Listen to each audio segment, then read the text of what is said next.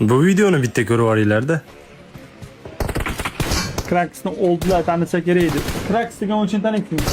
Ha? Mana yonimda oldi o'tiribdi-ku. Tanimaydi.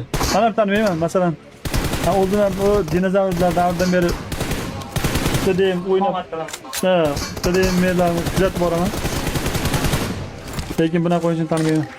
Tak, assalomu alaykum hammaga. Sizlar bilan har doimgidek Kraks. Bu videoni oldindan aytaman. Lapar davronga nisbatan hech qanday g'araz niyatim ham yo'q va adovatim ham yo'q. Bo'lmasam men videoni boshladim. To'g'risini aytaman, rostdan ham no-name holatda haligacha kelyapman, lekin yillar davomida tanilish uchun harakat qildim. Lekin baribir ma'lum sabablarga ko'ra kontentdan ketdim. Ili kontentga qaytganimdan keyin ham ko'ra olmaydigan insonlar tomonidan videolarimga nakrutka urilganligi uchun prosmotrga aktivim va Instagram profilim tenavoy spamga tushib qolgan. Tak, men o'zim bugundan boshlab o'zimga bitta narsani shior qildim va va'da berdim. Ya'ni o'zimga 100 kunlik challenge berdim. 100 kun ichida tanilish uchun qo'limdan kelgan barcha ishni qilaman va har kuni aktiv holatda bo'lib sizlarga bir-biridan qiziqarli va foydali videolarda ulashishda davom etaman. To'g'risi bir xil stildan odam zerikdi va o'zim ham no-name bo'lish jonimga tegdi. Harakat qilmasam bo'lmaydi va bu lapar davronni gaplari menga motivatsiya bo'ldi. Hammaga rahmat, joninglar sog' bo'lsin. Aytgancha bir dona like bilan podpiskani bosib ketsanglar, men xursand bo'lgan bo'lardim va podeshkalar uchun alohida rahmat aytgan bo'lardim.